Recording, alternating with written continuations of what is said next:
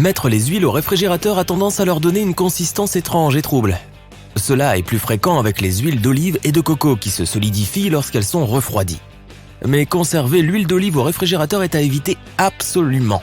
Les réfrigérateurs sont humides et remplis de condensation, tout le contraire de ce dont cette bonne huile a besoin. Cela peut complètement gâcher sa saveur et sa texture. La consistance de l'huile de noix de coco dépend aussi des conditions et elle devient solide par temps froid. La conserver dans un endroit frais et sombre, comme le garde-manger, prolongera sa durée de vie et tu n'auras pas de difficulté à la sortir du récipient. Si tu as mis par erreur l'une de ces huiles au frigo et qu'elle devient solide, ne t'inquiète pas.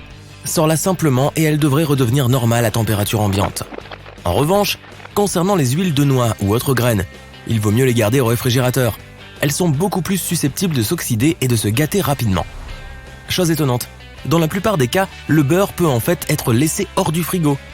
Essaie, et tu verras qu'il sera aussi beaucoup plus facile à étaler. Mais ce n'est pas vrai pour tout le monde. Si tu vis dans un climat chaud, tu devras peut-être le laisser au réfrigérateur. S'il ne fait pas trop chaud, n'oublie pas de toujours garder ton beurre couvert et dans un endroit frais, loin de la lumière directe du soleil. Une armoire devrait faire l'affaire. Tu as peut-être remarqué que les tomates froides sont souvent fades et sans saveur. Le fait de refroidir les tomates limite leur capacité à générer ce bel arôme et ce goût. Il est préférable de les conserver à température ambiante, comme sur le plan de travail de la cuisine par exemple, où elles garderont leur saveur. Tu peux toutefois les mettre au réfrigérateur si tu souhaites ralentir leur mûrissement. Si tu ne fais pas attention et qu'elles commencent à être trop mûres, il est temps de préparer la sauce secrète de grand-mère aux tomates sautées. En parlant de tomates, l'acidité naturelle du ketchup rend presque impossible la pénétration de vilains micro-organismes qui pourraient le faire moisir. Le garder à température ambiante améliorera aussi sa saveur. Alors évite de trop le réfrigérer. Si tu achètes un melon entier, il n'est pas nécessaire de le conserver au réfrigérateur. Non seulement il gardera alors plus de nutriments, mais il sera aussi beaucoup plus savoureux.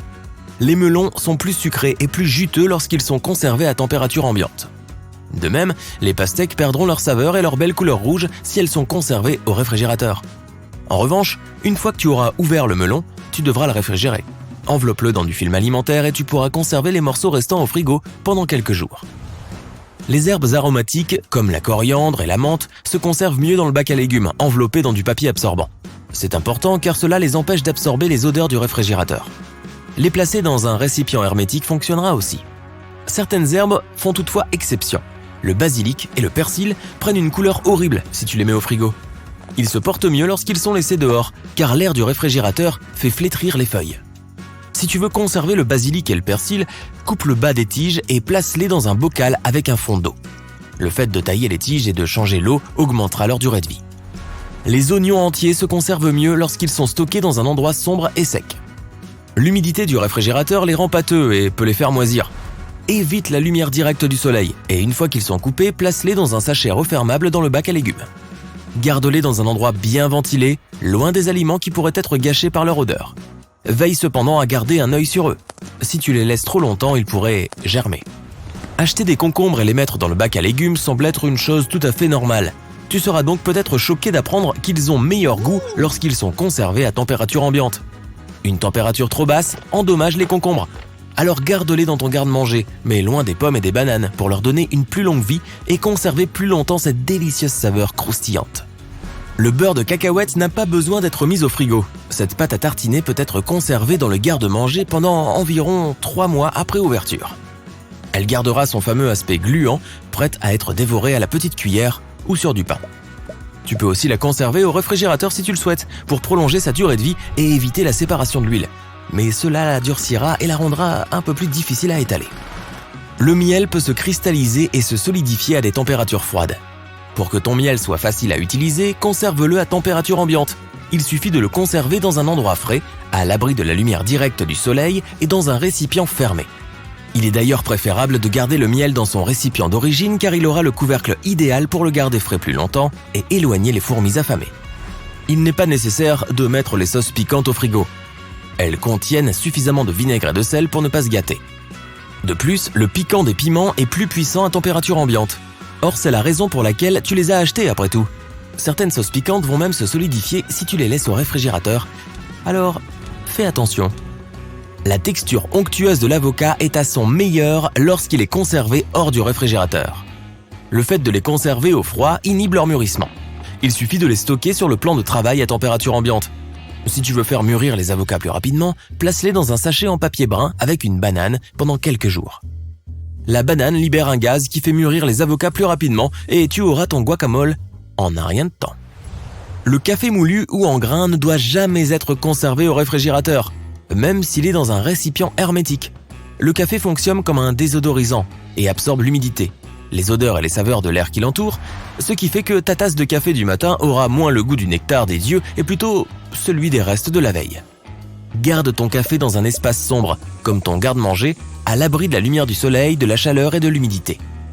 Chacun a ses rituels matinaux pour bien commencer la journée après une nuit de sommeil. En plus des étirements et de la douche chaude, le premier aliment que tu mets dans ton ventre affamé peut définir le reste de ta journée. C'est pourquoi il est bon de savoir quels aliments ne sont tout simplement pas faits pour être mangés à jeun. Commençons par les bananes. Ce fruit est un excellent choix pour un petit déjeuner sain, n'est-ce pas? Faux. Aussi saine et pleine d'énergie soit-elle, la banane crue peut semer le chaos dans ton estomac si tu la manges au mauvais moment. Ce fruit est riche en magnésium, ce qui peut entraîner des problèmes digestifs. De plus, dans certains cas, il peut aussi provoquer des fluctuations de la pression artérielle. Si tu ne peux pas te passer de ta banane matinale, mélange-la au moins avec des flocons d'avoine. Cela crée une doublure dans l'estomac qui empêche l'irritation causée par l'acide chlorhydrique produit naturellement. Les bananes se marient toutefois bien avec d'autres aliments sains comme le porridge, le beurre de cacahuète, les fruits secs et les noix. Qu'y a-t-il de meilleur qu'un croissant chaud et croustillant pour le petit déjeuner? Certes, c'est un régal, mais les gâteaux, pâtisseries, pizzas et autres produits panifiés contiennent généralement de la levure qui peut nuire à la muqueuse de l'estomac si elle est consommée à jeun. De plus, les produits panifiés peuvent provoquer des flatulences. Ce n'est donc pas le type d'aliment qu'il convient de manger en premier le matin. Mais tu peux remplacer les produits panifiés ordinaires à la levure blanche par du pain complet au levain. C'est d'ailleurs l'un des meilleurs choix alimentaires juste après le réveil. Ce type de pain est riche en glucides, important pour une alimentation équilibrée et pour garder tes bactéries intestinales heureuses. Un verre de jus de fruits frais est à la fois alléchant et photogénique lorsqu'il est posé sur un plateau de petit déjeuner complet. Mais malheureusement, les choses ne seront pas aussi glamour à l'intérieur de ton estomac. Les smoothies et jus de fruits sont trop riches en fructose, ce qui peut surcharger ton pancréas et ton foie encore endormis. Bien qu'ils soient excellents à tout moment de la journée, il vaut mieux consommer les agrumes après avoir mangé autre chose. Sinon, ils peuvent causer de grands dommages à l'organisme. La teneur élevée en fructose et en fibres peut rendre ton métabolisme plus lent pendant la journée. Et les experts recommandent de ne pas manger plus de 2 oranges par jour pour éviter les dérangements intestinaux. Si tu ne peux pas imaginer ta matinée sans fruits, opte pour la papaye ou la pastèque. Ils peuvent t'aider à évacuer les toxines de ton corps et te faire sentir plus léger pendant la journée. Les salades fraîches sont excellentes dans la plupart des cas, mais les experts déconseillent de manger des légumes crus à jeun. Après un jeûne de longue durée, ton ventre peut avoir du mal à digérer les fibres épaisses. Alors si tu ne veux pas ressentir de douleur et d'inconfort, garde ta salade pour plus tard. Parlons maintenant de la mode de boire de l'eau chaude le matin. Tu as probablement vu un grand nombre de ces variations. Les blogueurs suggèrent de mélanger l'eau chaude avec toutes sortes de choses, du jus de citron aux graines de chia, en passant par le bicarbonate de soude. Bien sûr, chacune de ces potions magiques nécessite des recherches distinctes et une approbation scientifique. Mais la plupart des experts s'accordent à dire qu'un verre d'eau tiède pure le matin est un excellent moyen d'entamer ton transit intestinal et de le préparer pour la journée. En revanche, il est déconseillé de boire des boissons froides si ton estomac est vide, car elles peuvent endommager la muqueuse. Cela peut rendre ton système digestif plus lent, voire dans certains cas, provoquer une gêne et des maux d'estomac. Concernant le café du matin, la règle est simple. Si tu veux rester en bonne santé, ne bois jamais de café à jeun. Lorsque tu le fais, cela stimule la sécrétion d'acide chlorhydrique nocif pour ton système digestif. Cela peut non seulement provoquer une gastrite de temps en temps, mais aussi développer de nombreux problèmes de santé à long terme. De plus, le café augmente le niveau de cortisol, l'hormone qui contrôle notre horloge biologique. Cela se produit très rapidement et le corps doit faire un effort supplémentaire pour rééquilibrer les choses et revenir à un état normal. C'est pourquoi les experts recommandent de boire du café 1 heure après le réveil. Il vaut mieux aussi manger quelque chose avant, même une toute petite tranche de pain fera l'affaire. Si tu aimes manger du yaourt avec du granola ou tout autre produit laitier fermenté au petit déjeuner, assure-toi de manger quelque chose d'autre avant. Idéalement, il faut attendre environ 1 heure. Sinon, les produits laitiers peuvent endommager les bonnes bactéries de ton estomac et provoquer l'effet inverse de celui pour lequel ils sont faits. Mais cette recommandation ne s'applique pas au fromage. Si tu veux épargner ton système digestif, opte pour la feta ou le fromage blanc. Ces graisses saines sont tout simplement parfaites pour le matin. Le fromage de chèvre est aussi une bonne idée. Il est plus doux et plus acidulé que la plupart des fromages de vache. Et il a aussi tendance à être légèrement plus riche en graisse et en minéraux et moins riche en lactose. De nombreuses personnes mangent du chocolat ou des barres protéinées au petit déjeuner. En réalité, le sucre transformé est le champion des pires choix pour le petit déjeuner. Tout aliment ou boisson riche en sucre doit être évité juste après le réveil le matin. Mais cela ne veut pas dire que tu dois bannir complètement le chocolat.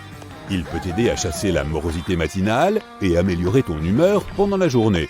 Le chocolat peut favoriser les sentiments positifs car il stimule la production d'hormones responsables de notre bonne humeur. C'est pourquoi une quantité raisonnable de chocolat de bonne qualité après le petit déjeuner peut être bénéfique pour ton bien-être. N'oublie pas que le chocolat noir contient plus de caféine, tandis que le chocolat blanc n'en contient pas. Donc, si tu veux rester alerte, opte pour du chocolat noir à 70%. Non seulement il t'aide à rester éveillé, mais il renferme aussi des nutriments utiles comme le calcium, le cuivre, le potassium, les antioxydants et le magnésium. Le chili au piment a beau être délicieux, ce n'est pas le meilleur choix pour le petit déjeuner. Lorsque tu manges des aliments épicés à jeun, cela irrite la paroi vulnérable de ton estomac. Donc, si tu ne veux pas risquer de souffrir de maux de ventre tout au long de la journée, il est préférable de garder le chili pour le dîner. Après cette longue liste, tu te dis peut-être que tous les aliments sont mauvais à jeun, mais ce n'est pas le cas. Il existe de nombreuses options de petit déjeuner sûres et saines qui t'aideront à améliorer le fonctionnement de ton corps. Aujourd'hui, nous allons te dévoiler quelques secrets de la restauration rapide. Nous savons déjà tous que nous ne mangeons jamais exactement la même chose que ce que nous voyons dans les publicités. Mais il y a bien d'autres choses à savoir sur la façon dont les fast-foods nous poussent à acheter des produits. C'est comme s'ils faisaient comprendre à notre cerveau « J'ai vu quelque chose de délicieux, prends ça pour moi le plus vite possible ». Imagine que tu entres dans une zone de restauration et que tu sentes toutes ces bonnes odeurs de nourriture. En te baladant, un parfum se détache de tous les autres. Un roulé à la cannelle tout chaud. Certes, ils les cuisent vraiment, mais l'odeur qui parvient à ton nez ne sort pas directement du four. Les chaînes de boulangerie Cinnabon placent leur four près de la porte d'entrée pour attirer les clients. Mais l'odeur n'est pas due qu'à la cuisson. Le personnel fait chauffer des plaques de cuisson saupoudrées de cannelle et de sucre roux pour maintenir l'arôme sucré dans l'air tout au long de la journée. Ces odeurs donnent faim, même si le ventre n'est pas vide. Je te présente le marketing de l'arôme. L'objectif est de rendre les produits irrésistibles. As-tu remarqué l'odeur unique des frites croustillantes de McDonald's ? C'est la même dans tous les magasins du monde. Il s'agit d'une stratégie bien pensée. Lorsque le consommateur sent ces odeurs, son corps augmente la production de gréline. La gréline est l'hormone de la faim. C'est ton estomac qui la produit. Donc oui, ces odeurs peuvent stimuler ton appétit. Une autre stratégie pour attirer les clients consiste à utiliser le pouvoir des couleurs. Elle stimule également l'appétit. Réfléchis aux logos des fast-foods les plus célèbres et aux couleurs utilisées à l'intérieur et dans leur stratégie de marque. Les slogans, les emblèmes ou les plats peuvent changer, mais presque toutes les chaînes de restauration rapide connues utilisent une palette de couleurs similaire. Ce n'est pas une coïncidence. Des recherches ont prouvé que ces teintes chaudes activent la faim. De plus, elles attirent l'attention. Imagine un feu de circulation ou un panneau d'arrêt. On a envie de s'arrêter. Autrefois, les gens dépensaient beaucoup de calories pour trouver leur nourriture. Et toi, tu vas chasser des animaux et cueillir des herbes ? Non. Il te suffit de te rendre dans un restaurant au coin de la rue pour obtenir ton repas en 5 minutes. Comme cette nourriture n'est pas chère et qu'elle est servie rapidement, le système de récompense de ton cerveau la privilégie. La commodité crée également une dépendance, comme le sucre. Les marques en sont conscientes, ce qui nous amène au point suivant. Les entreprises savent comment fonctionne notre cerveau et le manipulent. Si l'on te demande si tu veux des frites ou une boisson en plus grande quantité, il est probable que tu répondras par l'affirmative. Chaque marque gagne des millions de dollars rien qu'en augmentant la taille des menus, par exemple. Augmenter la taille des menus coûte moins cher, mais oups, en réalité, on vient de dépenser plus que ce que l'on avait prévu. Le format de prix et le menu à 1 $ font aussi partie de cette astuce. La publicité annonce des chiffres tels que seulement 5,89. C'est presque 6, mais ton cerveau l'associe au chiffre 5, parce qu'il y a écrit 5 et non 6. De plus, les décimales sont parfois petites et difficiles à lire. Lorsque l'on choisit l'option à la carte, les plats sont placés sur les côtés et les plats à valeur ajoutée sont affichés en gros plan. Lorsque tu regardes les prix, une zone de ton cerveau, appelée cortex orbitofrontal, prend le contrôle. Les recherches montrent que lorsqu'une personne achète quelque chose en sachant qu'il y a une meilleure option, l'activité cérébrale présente des signes de souffrance. L'offre est intéressante, mais si tu l'acceptes, tu finiras par manger plus. Peut-être voulais-tu seulement déguster un hamburger, mais tu te retrouves aussi à dévorer des frites et à boire un soda. Cela dit, c'est parfait si c'est ce que tu voulais depuis le début. Je n'ai rien à redire à cela. Tu sais que tes hamburgers sont emballés dans du papier anti-graisse. Cela signifie que ce papier peut contenir des substances chimiques nocives. Des chercheurs ont testé des échantillons prélevés sur 400 récipients et emballages de chaînes de restauration rapide. Ils ont découvert que 38% des emballages de sandwich et de hamburgers contenaient du fluor, une substance plutôt toxique. Et les emballages de sandwich et de hamburgers ne sont pas les seuls concernés. Ils ont également découvert que 56% des emballages de desserts et de pain et 20% des pochettes de frites contenaient du fluor. Malheureusement, les fast-foods ne sont pas les seuls à être nocifs. Leurs emballages le sont aussi. Voici un autre tour de passe-passe. Lorsque tu vas chercher un encas au drive-in, les machines reconnaissent ta plaque d'immatriculation et sur la base de tes achats précédents, font défiler devant toi des options analogues. Une autre caractéristique des drive-in est qu'ils sont équipés de caméras. Parfois, il suffit de parler à l'aide de la sonnette. On ne voit pas le personnel, mais attention, lui peut nous voir dans certaines chaînes. Celles-ci utilisent des dispositifs tels que des capteurs magnétiques pour détecter les véhicules. Les employés sont alors avertis par leurs écouteurs. Ils appuient sur un bouton spécial pour activer leur micro. Sans capteur, sans caméra et sans fenêtre, comment pourraient-ils te voir arriver? Ils ne sont pas médiums. Ne t'inquiète pas trop cependant. Les employés ne se soucient probablement pas de ce que tu fais. Ils ont 1 million d'autres choses à faire. Imaginons que tu prennes un hamburger au drive-in, il contient de la viande grillée, mais attends un peu, est-elle vraiment grillée? Mauvaise nouvelle. On ajoute à la viande une solution, une sorte de sauce à la saveur grillée qui crée de fausses lignes de grillade. Il est impossible de faire griller de la viande dans un délai aussi court. Mais les clients aiment cet aspect, alors ils choisissent cette option. En parlant de trucage, les fast-foods sont très industriels et transformés. Je veux dire par là que la saveur des hamburgers et des nuggets disparaît souvent au cours du processus. Pour compenser cela, les entreprises ajoutent des produits chimiques spéciaux pour donner du goût et de l'arôme aux aliments. Est-ce que tu peux manger ça? On voit parfois des taches étranges sur nos pommes de terre et on se demande si on ne ferait pas mieux de les jeter. Voici 10 conseils sur les aliments pour savoir quand les manger et quand les jeter. Savais-tu que chaque année, 54 millions de tonnes de nourriture sont gaspillées rien qu'aux États-Unis? Pour remettre les choses en perspective, ce chiffre signifie que près de 40% de toute la nourriture est gaspillée. Les gens en jettent s'ils n'ont pas confiance dans les ingrédients. Ils sont prudents et c'est tout à fait normal. Mais il y a des cas où même si les aliments ont un aspect bizarre, il est tout à fait sans danger de les consommer. Le premier élément de notre liste est le bœuf. Lorsqu'il s'agit de viande, les gens sont naturellement très prudents. Imagine que tu achètes de la viande de bœuf. Plus tard, tu te rends compte qu'elle présente des taches brunes. Si tu as le réflexe de t'en débarrasser immédiatement, sache que ces taches sont normales. Il peut même y avoir des couches brunes à l'intérieur de la viande. Et pourtant, la couleur rouge vif est synonyme de viande fraîche, n'est-ce pas? Pas nécessairement. Lorsque la viande est coupée pour la première fois, elle est marron. Si la viande est rapidement emballée sous vide, elle gardera cette teinte. Mais si la viande est exposée à l'air pendant une quinzaine de minutes, alors l'oxygène provoquera un changement d'aspect vers le rouge. Ce rouge peut devenir marron lorsque la réaction biochimique commence. Cela peut prendre quelques heures. Les bouchers broient la viande plusieurs fois par jour pour obtenir cette couleur rouge vif. Car ils savent que les consommateurs se méfient du bœuf à l'aspect marron.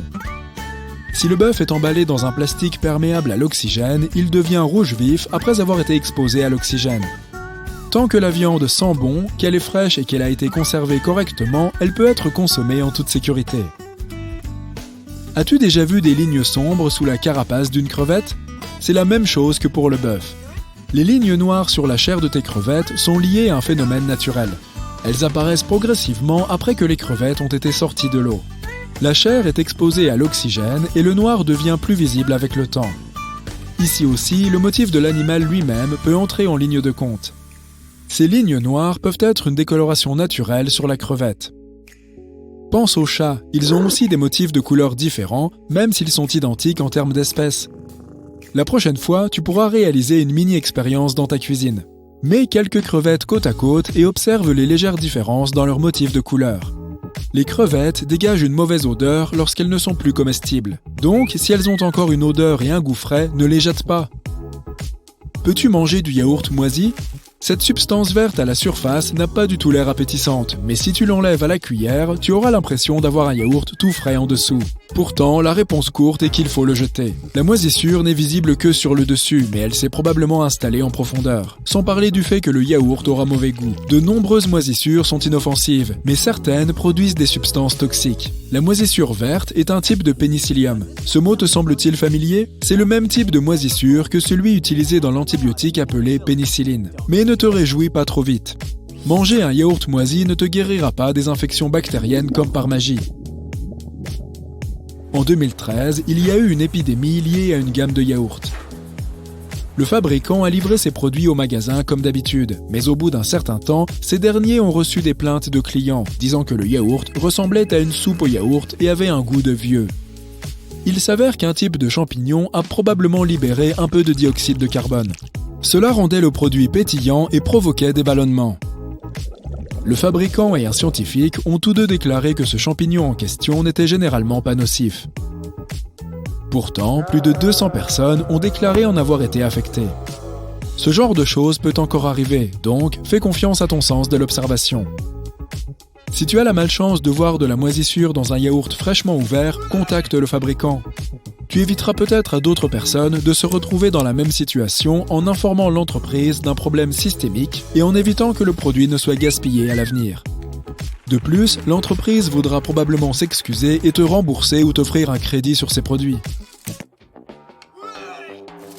Pourquoi les avocats ont-ils parfois des points noirs à l'intérieur ? Techniquement, le fruit reste comestible, mais tu n'as peut-être pas envie de le manger. Les avocats sont une source de nombreuses vitamines, comme les vitamines C, E, K et B6, ainsi que de substances saines comme le magnésium, le potassium et bien d'autres encore. Or, l'avocat travaille dur pour devenir une telle source de nutriments. Et il a ses propres canaux de transport, comme des veines. Ces canaux sont normalement invisibles pour nous, jusqu'à ce que quelque chose sorte de l'ordinaire.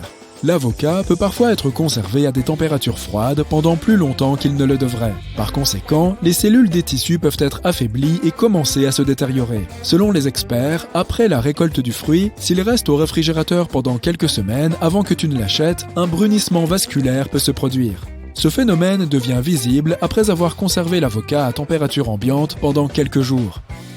Mais alors, faut-il le manger ou le jeter ? Tu peux manger les avocats marqués de points noirs, mais il vaut mieux d'abord les goûter. Il se peut qu'ils n'aient pas le même goût qu'un avocat normal. Qu'en est-il de la partie blanche sous la pelure des pommes de terre ? Peut-on les manger ou faut-il les jeter ? Elles ressemblent à des bleus, mais elles ne sont pas noires. Si la couche extérieure de la pomme de terre semble normale, ces marques blanches d'apparence bizarre ne sont pas de la moisissure. Les pommes de terre moisies se détériorent, elles deviennent molles et ridées.